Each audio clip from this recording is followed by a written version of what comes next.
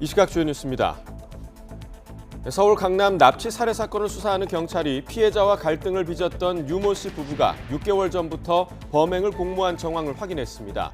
강도 살인교사 혐의로 구속된 남편 유 씨에 이어 아내 황모 씨도 같은 혐의로 체포됐습니다. 단독 보도합니다. 서울 강남 학원가에서 발생한 마약 음료 사건과 관련해 경찰이 음료를 제조한 피의자 등 2명을 붙잡아 구속영장을 신청했습니다. 중국에 있는 지인의 부탁으로 음료병을 들여와 마약 음료를 제작했다는 진술을 확보한 경찰은 중국 당국에 공조를 요청했습니다. 중국이 타이완을 포위하는 대규모 군사훈련을 하면서 강도 높은 무력 시위에 들어갔습니다. 실탄 사격 등은 없었지만 군용기 71대를 동원하는 등 사실상 실전 훈련이었다는 분석입니다. 손흥민 선수가 잉글랜드 프리미어리그에서 통산 100골을 기록했습니다. 리그 역대 34번째 기록인데 아시아 선수로는 처음입니다. 시청자 여러분 안녕하십니까? 굿모닝 YTN 1부 시작합니다.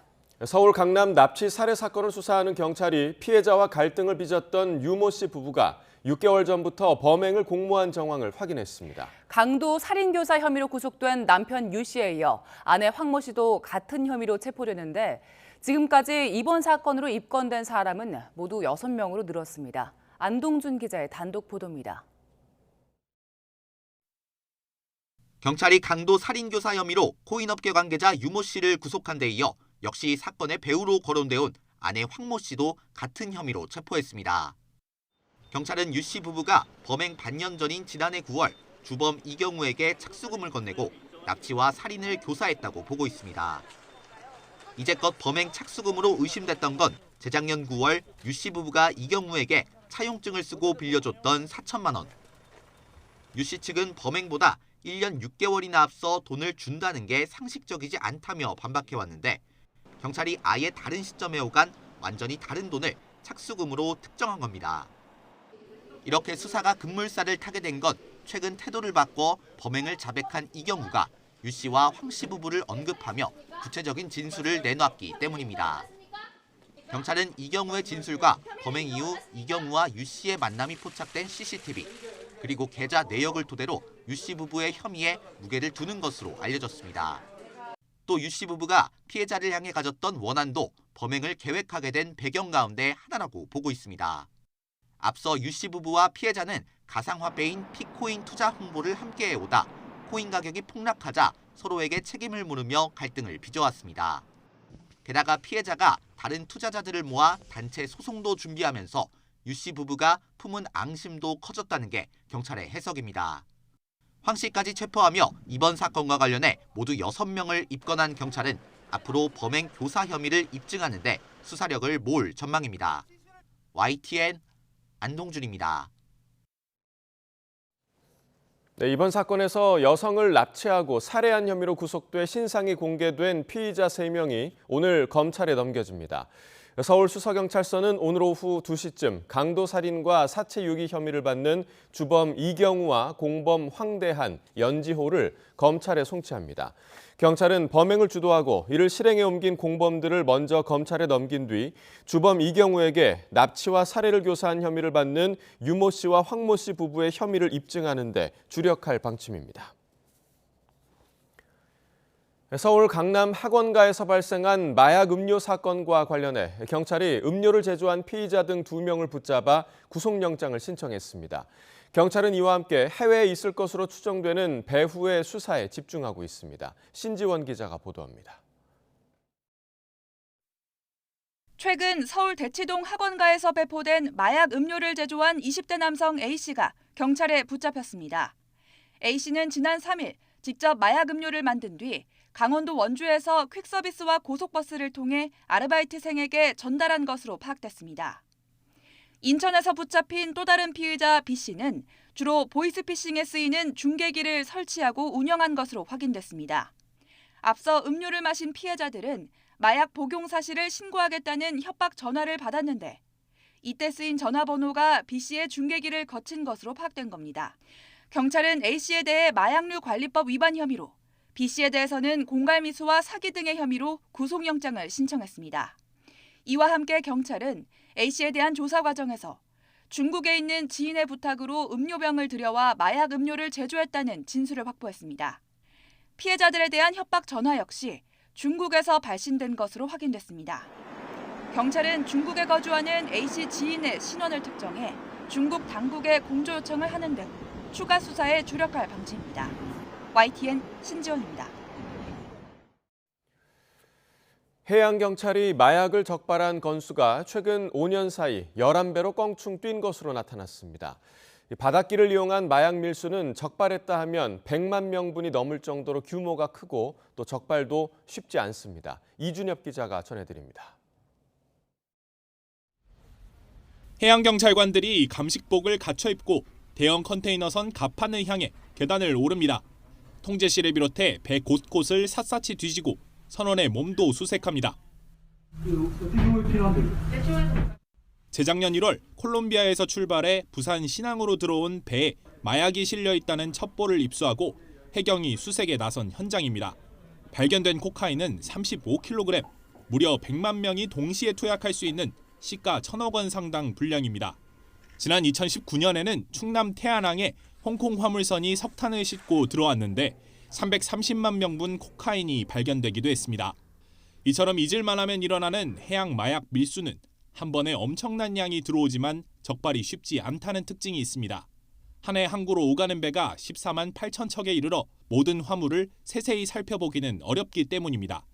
최근 선박을 이용해서 해양을 통한 마약 밀수는 꾸준히 증가 추세에 있습니다. 해외 마약 조직과 연계하여 대량으로 마약을 밀수를 하는 특성이 있습니다. 이 밖에도 최근 바다와 섬 지역에서 해양 마약 범죄 검거 건수는 지난해 962건으로 5년 전인 2018년에 11배로 치솟았습니다. 재작년 518건과 비교해도 거의 2배 수준입니다. 특히 최근에는 뉴질랜드 경찰이 태평양에서 1조 2천억 원 상당 코카인을 발견하는 등 해외에서도 초대형 해양 밀수가 늘어나는 추세여서 정부 당국은 긴장하고 있습니다. 해경과 관세청은 첩보뿐만 아니라 장비와 수사 기법을 비롯해 마약 범죄 적발에 필요한 모든 것을 공유하기로 약속하고 단속에 총력을 기울이기로 했습니다. 해양경찰청과 관세청은 마약 범죄 단속 협력을 강화하여 해상을 통한 마약류 밀반입을 원천 차단하고 마약 없는 안전한 대한민국을 만들기 위해 최선을 다하겠습니다. 다만 해경이 최근 마약 전담 인력을 많이 늘렸는데도 여전히 26명에 불과해 부족한 마약 수사 인프라는 앞으로 보강해야 할 점으로 꼽힙니다. YTN 이준엽입니다. 마약이 든 가방을 오피스텔 엘리베이터에 실수로 두고 내린 남성이 5개월 만에 붙잡혀 구속됐습니다. 경기 의정부경찰서는 지난 5일 마약류 관리에 관한 법률 위반 혐의로 50대 남성 A씨를 구속했습니다. A씨는 지난해 10월 필로폰 3.7g이 들어있는 손가방을 엘리베이터 손잡이 위에 두고 내린 혐의를 받습니다. 경찰 추적 끝에 검거된 A씨의 차량과 가방에서는 시가로 1억 4천만 원어치에 해당하는 필로폰 200g과 대마 230g가량이 발견됐고 A씨는 마약 간이 검사에서도 필로폰 양성 반응이 나왔습니다. 국내에서 엠폭스에 확진된 6번째 환자가 발생했습니다. 질병관리청은 내국인 A씨가 과거 원숭이 두창으로 알려졌던 엠폭스 감염 의심으로 6일 관할 보건소에 신고돼 유전자 검사 결과 그제 양성으로 확인됐다고 밝혔습니다.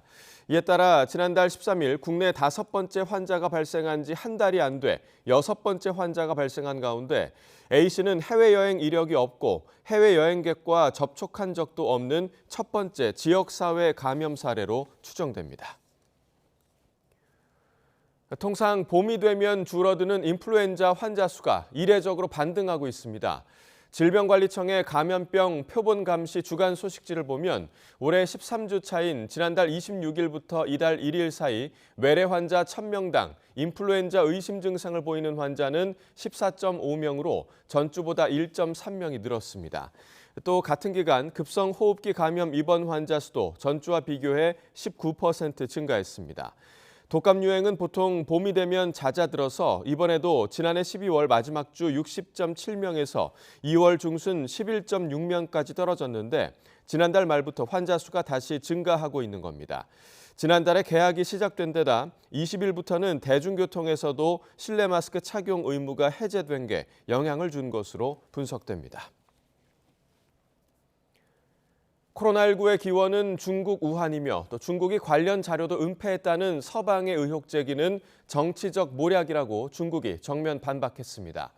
중국은 자국은 물론 세계 각국 과학자들까지 나섰지만 어떤 증거도 발견하지 못했고 중국이 관련 데이터를 은폐한 적도 없다고 주장했습니다. 보도에 이상순 기자입니다. 중국 국가질병통제예방센터가 코로나19의 기원과 관련한 기자회견을 열었습니다. 우한의 화난수산물 시장은 물론 연구소도 기원이 아니며 자료 은폐도 없었다고 주장했습니다. 中国向联合专家组提供了当时所掌握的所有溯源相关资料，没有隐瞒任何病例、样本及其检测的和分析结果。 세계보건기구 WHO가 최근 중국이 코로나19와 야생동물이 연관된 자료를 숨기고 있다면서 자료 공개를 요구한 것을 정면으로 반박한 겁니다. 중국은 이런 의혹 제기는 미국 등 서방과 WHO의 정치적 모략이라고까지 비난했습니다. 是将新冠溯源政治化的表现，是中国科学界无法容忍的，也是不能被全球科学家所接受的。 중국은 이와 함께 코로나19 바이러스가 동물이 아닌 인간으로부터 확산됐다는 주장도 했습니다. 화난수산물 시장에서 수거한 검체 중 73개에서 양성 반응이 나왔고 여기서 분리한 3개의 바이러스 균주와 당시 확진자의 게놈 염기 서열을 비교한 결과 100% 일치했다는 겁니다.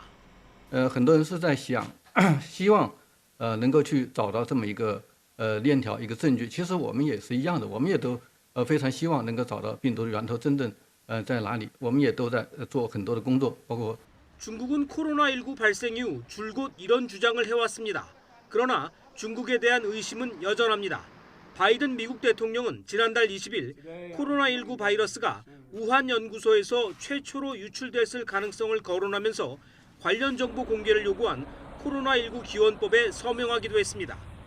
이 법은 시행 90일 이내에 우한 연구소와 코로나19 바이러스의 연관성에 대한 모든 정보의 공개 제한을 해제하는 내용을 담고 있습니다.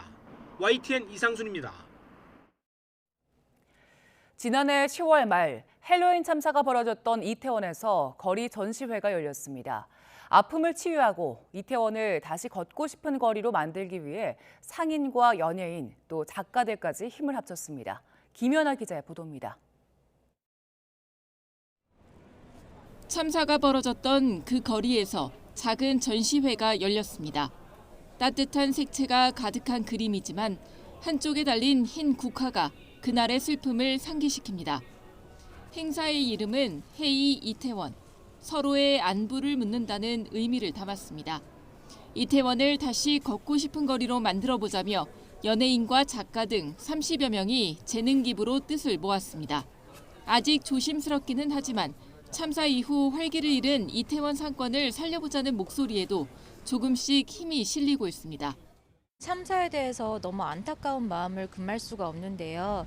그 이후로 또 이태원 상인들이 힘든 시간들을 보내고 있다고 들었습니다. 저 또한 사실은 그 사건 이후로 이태원을 찾지 않았었는데요. 사실 굉장히 안타깝더라고요. 많은 세월 동안 많은 젊은이들이 정말 즐거움을 누리고 이런 곳이었거든요. 그래서 이런 정체성을 좀 바꿔주려 하는 저 개인적인 바람이에요. 그래서 애들도 그렇고 어른들도 그렇고 누구나 와서 즐거움을 만끽하고 서울광장 합동분향소에선 참사의 아픔을 잊지 않기 위한 추모전이 열렸습니다. 희생자들의 얼굴을 그리며 그날의 안타까운 일이 의미 없이 사라지지 않길 바랍니다. 눈물 날라고 그러고 내 자식이 아니래도 그런데 부모들은 오죽하겠어요. 이런 일이 이제 다시는 있으면 안 되겠죠. 그림 그리는 이유가 또 기억하고 매개가 있는 활동이 될 것 같습니다. 이곳에서 일어난 일들하고 관계하고 기억하는데 같이 함께하는 일이 이태원 참사가 일어난 지 이제 반년 가까이 흐른 가운데 기억은 되새기고 아픔은 치유하면서 모두 힘겹지만 일상으로 한 걸음씩 나아가고 있습니다. YTN 김연아입니다. 세월호 참사 구조기를 앞두고 시민들이 모여 피해 가족 사찰과 진상규명을 방해했던 과거에 대해 국가가 사과하라고 요구했습니다.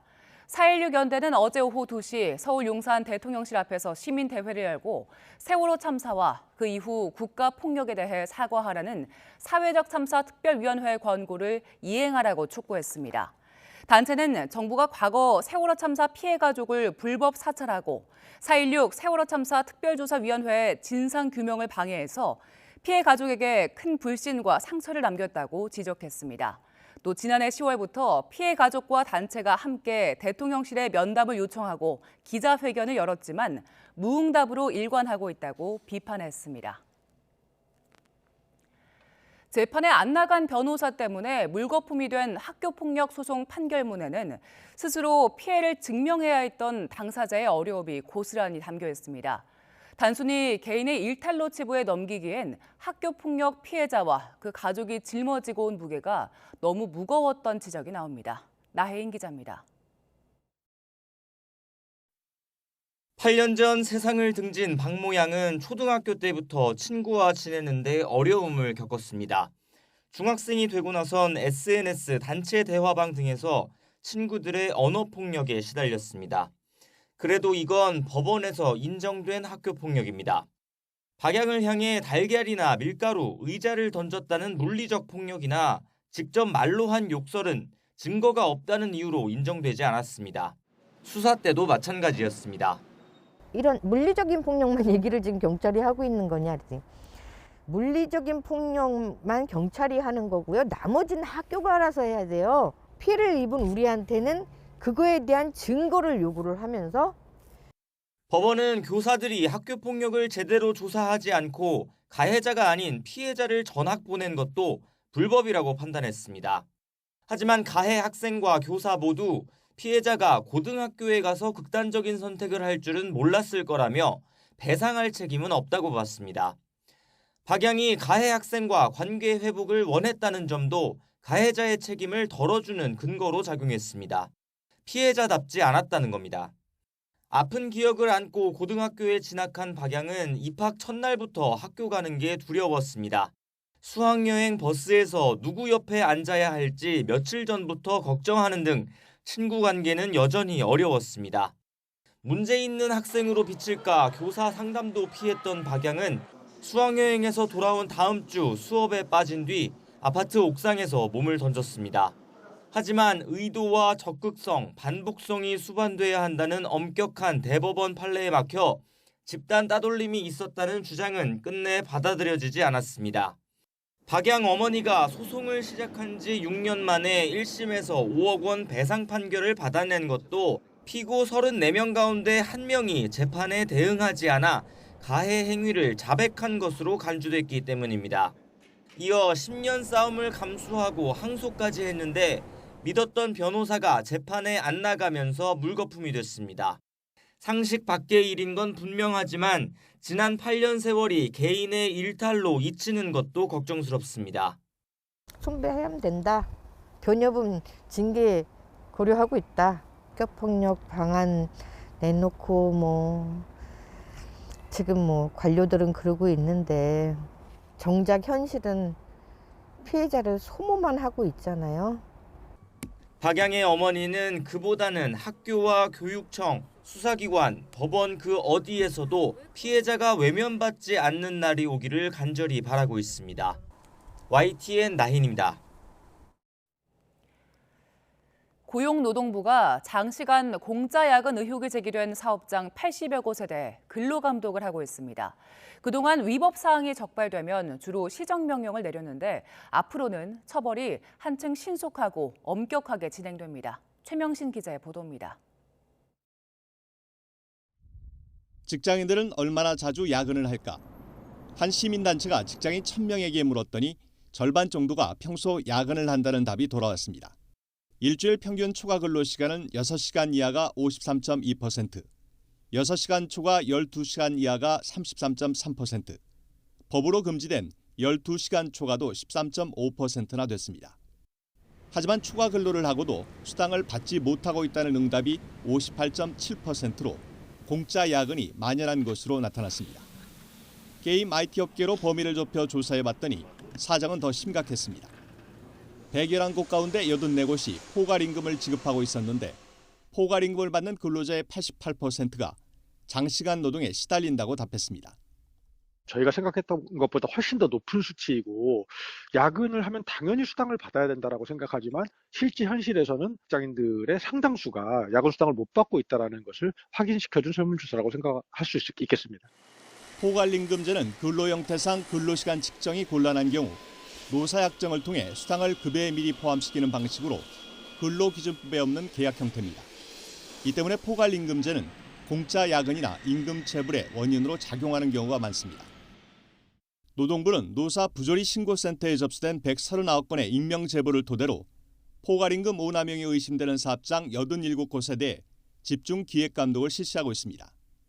오남용 사례가 드러날 경우 사업장엔 개선 명령이 내려지고 노동자들은 못 받았던 추가 수당을 받게 됩니다.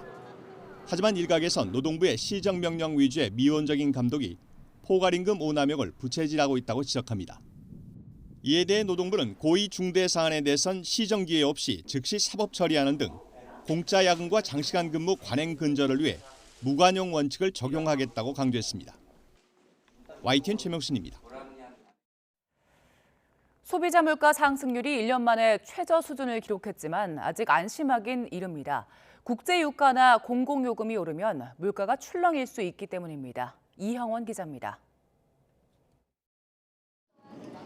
지난달 물가 상승률은 기존 정부 예측치를 벗어나지 않았습니다.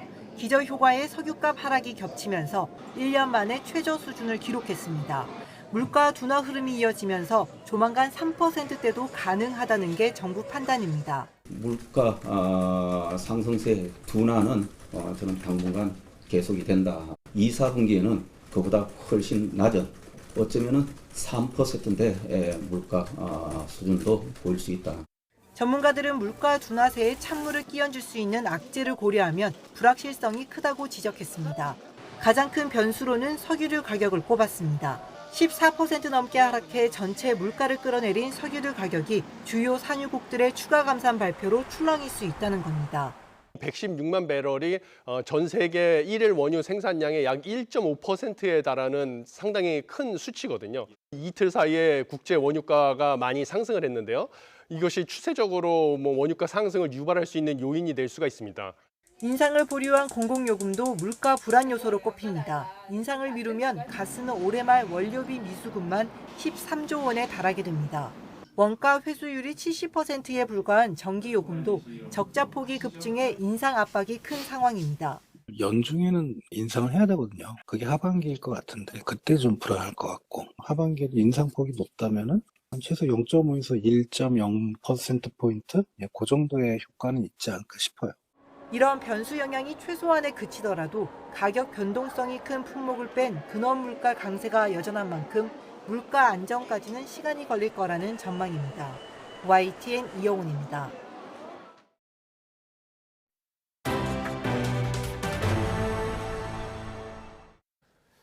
북한이 이른바 수중 핵 어뢰로 알려진 핵무인 수중 공격정 해일의 폭파 시험을 또다시 진행했다고 밝혔습니다. 조선중앙통신은 해당 국방과학연구기관에서 4일부터 그제까지 수중 전략 무기체계 시험을 진행했다고 보도했습니다. 조선중앙통신은 4일 오후 함경남도 금야군 가진항에서 시험에 투입된 핵무인 수중 공격정 해일-2형이 1000km 거리를 모의해 동해에 설정된 타원과 팔자형 침노를 71시간 6분 동안 잠항했고 7일 오후에 목표 가상수역인 함경남도 단천시 룡대항 앞바다에 도달해 시험용 전투부가 정확히 수중 기폭됐다고 전했습니다. 북한이 개발했다고 주장한 핵무인 수중 공격정 해일에 대해 그 위력에 한계가 있으며 핵 공격 능력을 과시하려는 정치적 목적으로 발표한 것으로 보인다고 북한 전문 매체가 분석했습니다. 미국의 북한 전문 매체 38로스는 북한이 지난달 수중 폭파 시험을 했다고 발표한 해일과 해일 원형에 관한 정보를 분석한 결과 목표물 도달 속도와 정확도 등에서 핵탄도 순항 미사일보다 위력이 상당히 떨어지는 것으로 보인다고 전했습니다. 북한이 서동해 군 통신선의 정기 통화에 이틀째 응답하지 않았습니다. 군 관계자는 그제 이후 북측의 알 수 없는 사유로 동서해지구 군 통신선 정기 통화가 이루어지지 않고 있다고 밝혔습니다. 남북이 정기적으로 통화를 진행하는 통로 가운데 통일부가 담당하는 남북공동연락사무소와는 달리 군 통신선은 주말에도 운영하는데 어제 업무 개시 통화와 마감 통화에 북한이 답하지 않은 겁니다. 중국이 타이완을 포위하는 대규모 군사훈련을 하면서 강도 높은 무력 시위에 들어갔습니다. 실탄 사격이나 초근접 훈련 등 긴장을 고조시키는 행동은 자제했지만 실전 훈련 양상을 띈다는 분석이 나오고 있습니다. 김선희 기자가 보도합니다. 중국 전투기가 일제히 날아오르고 해군 함정이 타이완 해협을 향해 전진합니다. 타이완을 담당하는 중국 인민해방군 동부전구는 공식 채널을 통해 훈련 장면을 공개했습니다. 차이잉원 타이완 총통이 미국을 방문하고 돌아오자 경고성 시위에 나선 겁니다. 台湾问题不是什么民主问题，而是事关中国主权和领土完整的问题。台湾是中国领土不可分割的一部分。 타이완 국방부는 중국 군용기 71대와 군함 9척이 탐지됐고 일부는 타이완 해협 중간선을 넘었다고 밝혔습니다. 손에 꼽을 만한 대규모 훈련이지만 아직 실탄 사격이나 초근접 훈련 등 긴장을 고조시키는 행동은 최대한 자제하고 있습니다. 하지만 모든 무기에 실탄을 장전하고 순찰용 함정엔 레이더를 켜는 등 사실상 실전 훈련이었다는 분석이 나오고 있습니다. 중국은 타이완과 가장 가까운 푸젠성 팅탄현에서 실탄 사격 훈련도 예고했습니다. 차이 총통은 중국을 언급하며 미국과 안보 협력을 강화하길 기대한다고 맞대응했습니다. 近年来，面对威权主义不断的扩张，民主国家之间的合作更加的重要。我要再一次的强调，台湾人民热爱民主，追求和平。 이번 차이잉원 메카시 회동에 대한 중국의 군사적 대응은 지난해 펠로시 방문 때보다 약하다는 평가가 나옵니다. 로이터 통신은 타이완 고위 관계자를 인용해 중국군 전투기들이 이번엔 타이완 해협 중간선을 짧은 시간 동안 넘었다고 전했습니다. 하지만 타이완의 맞불 대응과 중국의 집요한 실전 훈련 등으로 타이완을 둘러싼 긴장감은 고조되고 있습니다. YTN 김선희입니다. 최근 이재명 민주당 대표가 재판에 출석하는 길에 한 시민이 달걀을 던지는 일이 있었습니다. 사회적으로 주목을 받는 사건 재판이 잇따라 열리면서 이 같은 소동과 소란은 점점 커지고 있는데요. 법원도 대책 마련에 고심하고 있습니다. 홍민기 기자입니다. 지난달 31일 이재명 민주당 대표의 선거법 위반 혐의 세 번째 재판을 앞둔 법원 앞. 이 대표 출석 시간이 다가오자 법원 앞에 모인 지지 시민과 반대 시민 사이 고성이 점점 커집니다. 이 대표가 모습을 드러내자 급기야 한 시민이 통제선을 무너뜨리며 달려나와 달걀을 던지기도 합니다. 그 뒤에도 양측 시민이 몸싸움까지 벌이면서 소동은 한동안 이어졌습니다.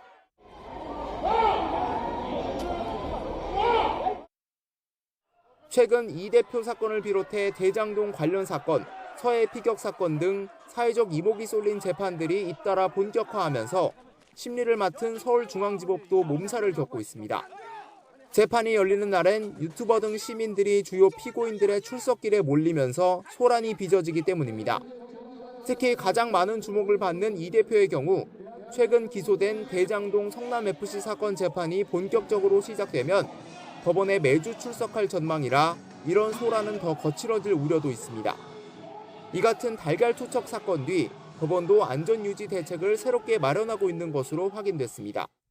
출석 동선 주변의 통제선을 지금보다 확대하고 통제선 안쪽에서 경찰과 함께 경계 근무하는 방안 등 모두 5가지로 달걀 같은 물건이 날아올 경우에 대비한 별도 보호 장비도 사들이고 있습니다. 주요 피고인들의 법정 출석 시간이 겹치는 점도 문제인데 법원은 이에 대한 대책도 고심하고 있습니다. 예를 들어 금요일 오전에는 이 대표와 서욱 전 국방부 장관, 박지원 전 국가정보원장 등이 모두 비슷한 시간에 출석하면서 경우에 공백이 생길 수 있는 겁니다. 법원은 경찰에 추가 인력을 요청하는 등 인력을 충분히 배치하는 방안과 함께 세부적인 경호 대책도 마련하고 있다고 설명했습니다. 사회적으로 민감한 사건들이 잇따라 법원으로 모이면서 법원이 법정 바깥의 갈등 해결에도 골머리를 앓는 모양새입니다. YTN 홍민기입니다. 아직 선거철도 아닌데 최근 길거리 곳곳에서는 정당들이 내건 현수막들을 쉽게 볼 수 있지요. 국회가 유독 정당 현수막에 대한 규제를 대폭 풀었기 때문인데요. 거리를 도배한 현수막으로 안전사고와 각종 민원이 급증하자 불과 시행 넉 달 만에 다시 법을 바꾸겠다고 나섰습니다. 엄윤주 기자가 현장을 돌아봤습니다. 현수막을 지지하는 막대는 삐죽 튀어나왔고 팽팽한 노끈도 길거리에 그대로 드러났습니다.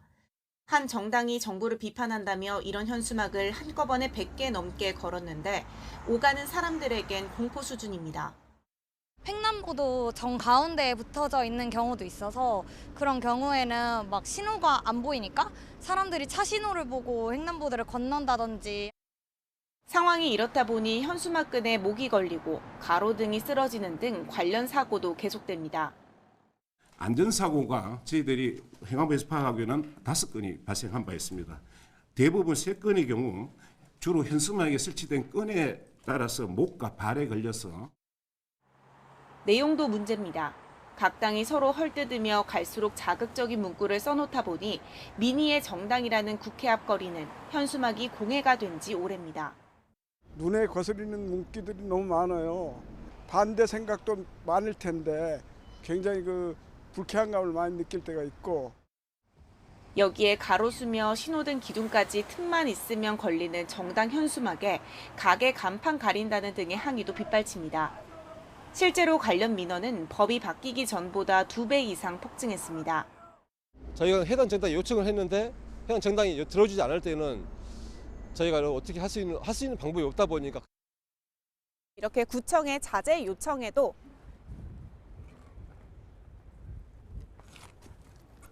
여전히 현수막은 쉽게 찾아볼 수 있습니다.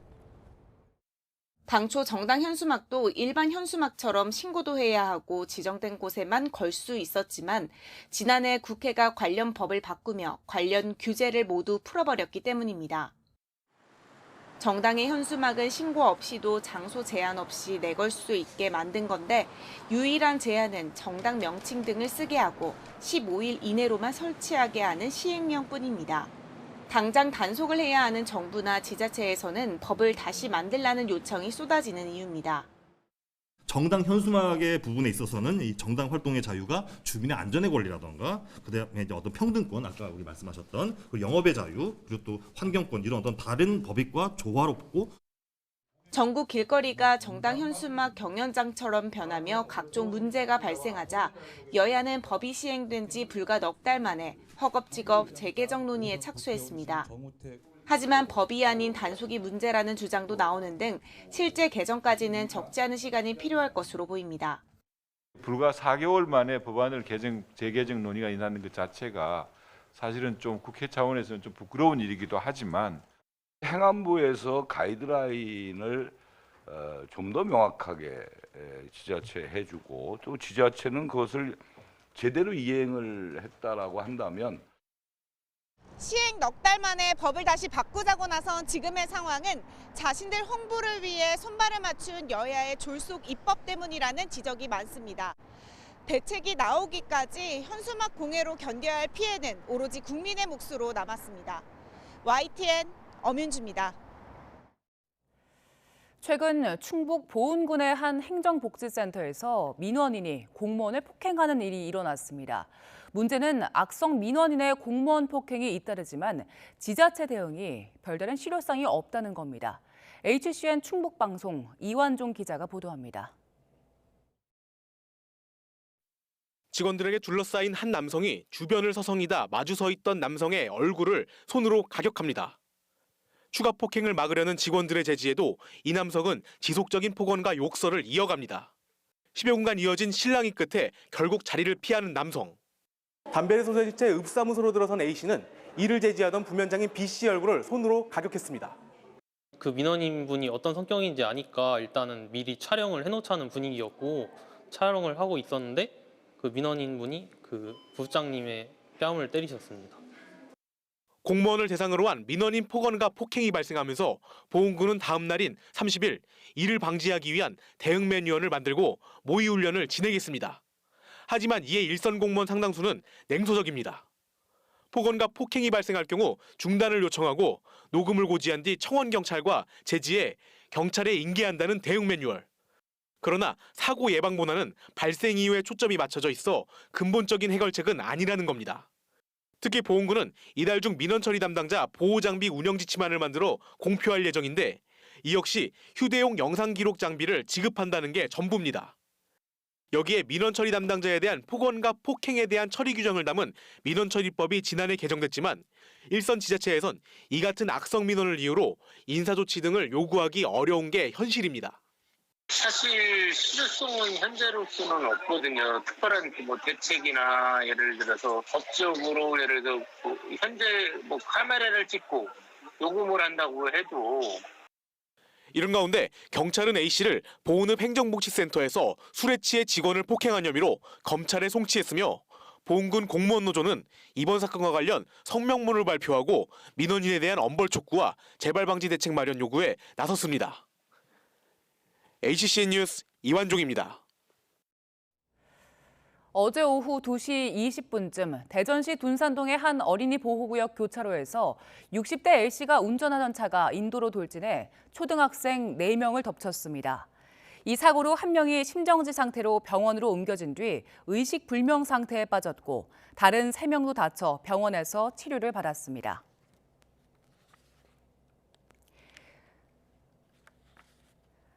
어제 새벽 3시 50분쯤 부산 복례동에 있는 조선소 사무실에서 불이 났습니다.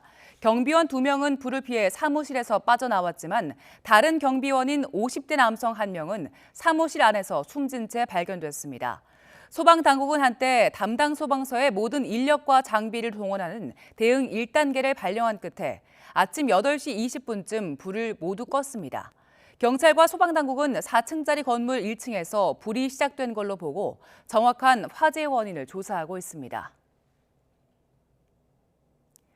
어제 낮 12시 10분쯤 부산 밀락동 광안리 해수욕장 앞 도로에서 공사장 가림막이 인도 쪽으로 쓰러졌습니다. 이 사고로 다친 사람은 없었지만 해수욕장 앞 도로 가운데 2차선이 2시간 넘게 통제돼 정체를 빚었습니다. 경찰은 공사 관계자 등을 상대로 정확한 사고 원인을 조사하고 있습니다.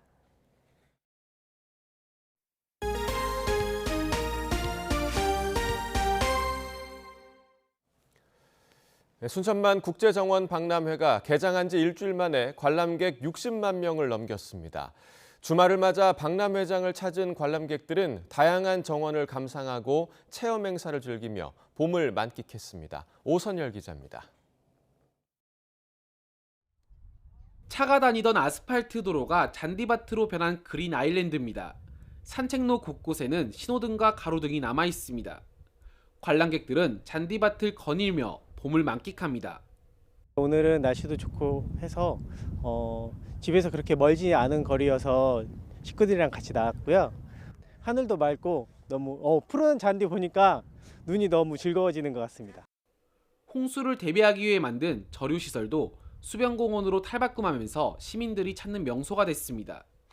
그린 아일랜드와 오천 그린 광장 모두 사랑과 자연을 먼저 생각한 정원 박람회의 상징적인 공간입니다. 농경지가 꽃밭으로 변한 경관정원은 화려한 봄꽃으로 물들었습니다. 크기는 무려 축구장 400여 개 규모. 박람회장 전체가 향긋한 꽃내음으로 가득합니다.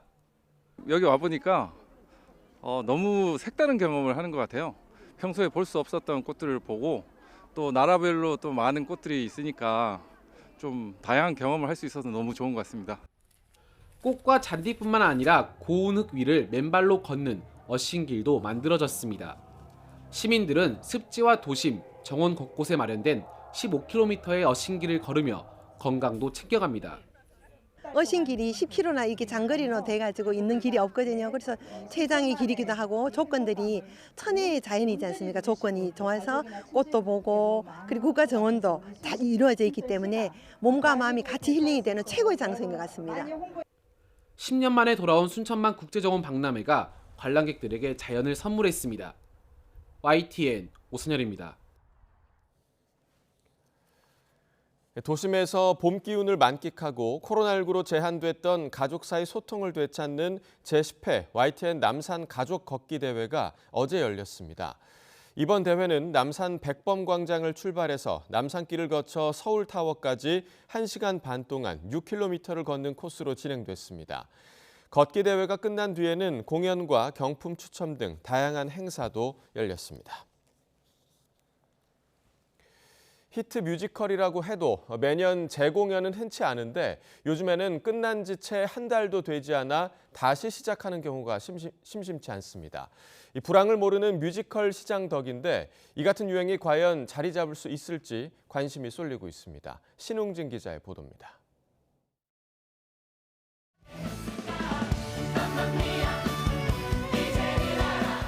팝그룹 아바의 노래로 만든 맘마미아가 돌아왔습니다. 지난 2004년 초연 이래 꾸준히 한국 무대에서 사랑을 받아온 뮤지컬입니다. 중년 관객들에게 정말 엄청난 에너지를 주는 작품이면서 또 어린 친구들에게는 또 뭔가 기쁨을 줄 수 있는 그런 작품이기 때문에 이렇게 오랫동안 사랑받고. 맘마미아는 코로나19 변수 때문에 3년 만이지만 최근 히트작들은 재공연 주기가 매우 짧아졌습니다. 지난해 8월에 마친 데스노트는 7개월여 만에 다시 관객을 찾아왔습니다. 홍광호, 김준수 등 이전에 흥행을 주도했던 황금 멤버들이 고스란히 출연해 큰 인기를 누리고 있습니다. 베토벤은 끝난 지 보름여 만에 시즌2라는 이름으로 컴백합니다. 새로운 노래가 2곡 추가되고 전체적으로 완성도를 높이기 위한 수정 작업을 하고 있습니다.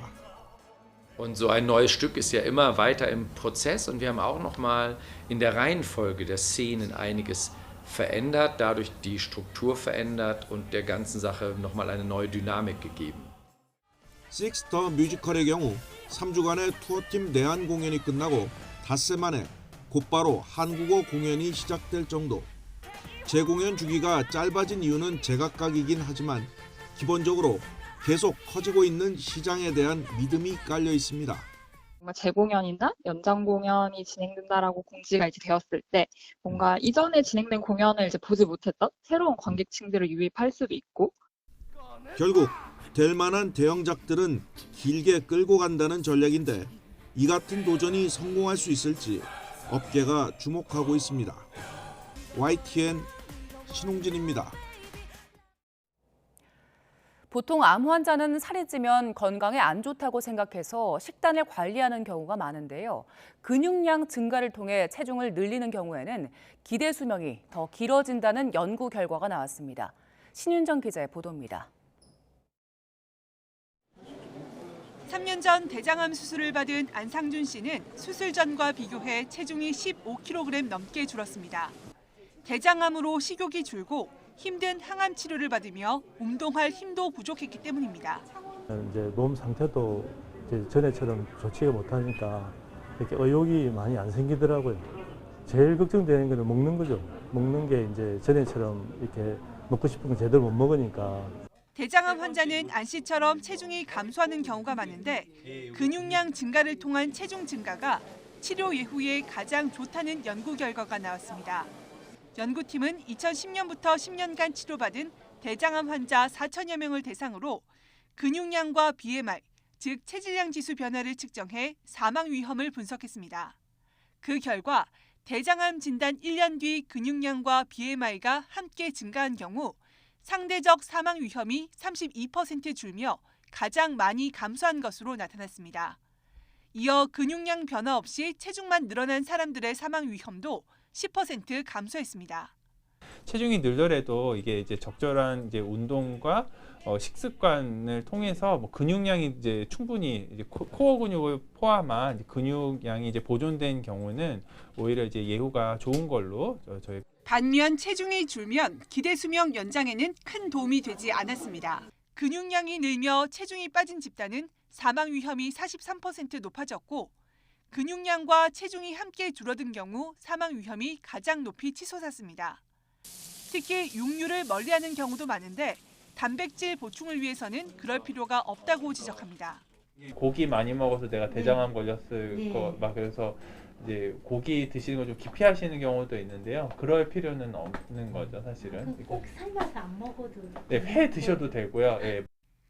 연구팀은 진단 1년 뒤의 근육량과 비만도가 진단 3년 차, 6년 차에서도 비슷하게 나타났다며 암 진단 직후 충격이 크더라도 운동과 건강한 생활 습관 개선에 곧바로 나설 것을 조언했습니다. YTN 신윤정입니다.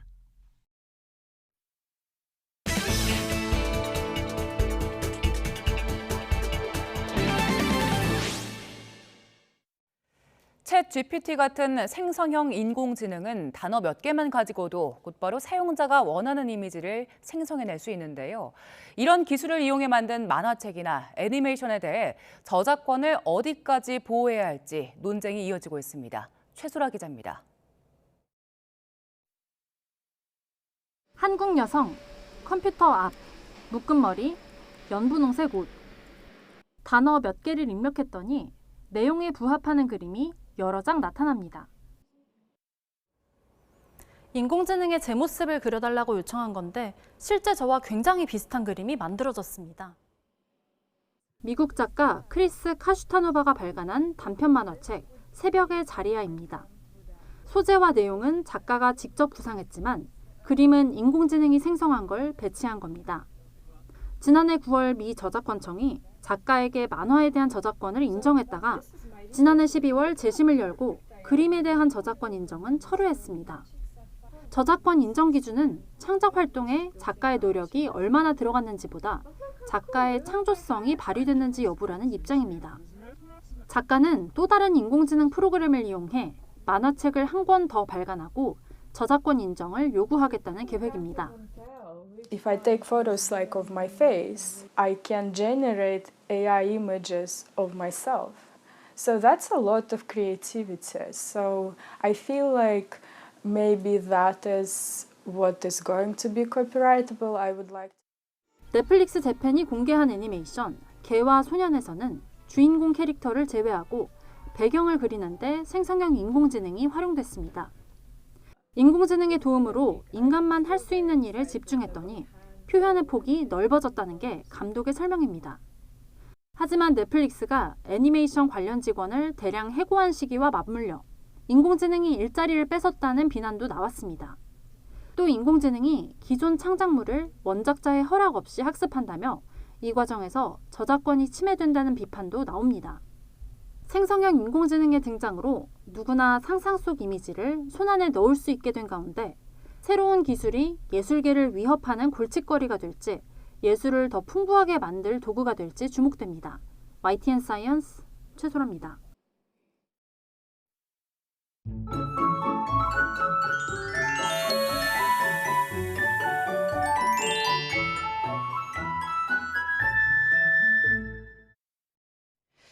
오늘 아침도 쌀쌀합니다. 현재 서울 기온이 4.4도로 이맘때보다 낮은데요. 하지만 낮에는 17도까지 올라서 따뜻하겠습니다. 일교차가 15도 안팎까지 크게 벌어진다는 점 염두에 두시길 바랍니다. 강원 영동과 울산은 건조한 날씨가 이어지고 있습니다. 특히 강원 산간은 바람도 강해서 불이 나기 쉬운 만큼 불조심해 주시길 바랍니다. 오늘 전국이 쾌청하겠는데요. 인천과 충남만 밤에 일시적으로 공기가 탁할 것으로 보입니다. 현재 기온은 서울이 4.4도, 춘천이 영하 0.1도, 부산은 영상 7.4도고요. 낮 기온은 서울이 17도, 청주가 20도, 대구 21도까지 올라서 어제보다 따뜻할 것으로 보입니다. 날씨였습니다. 네, 굿모닝 YTN 1부 마칩니다. 잠시 후 5시 50분 2부에서 뵙겠습니다.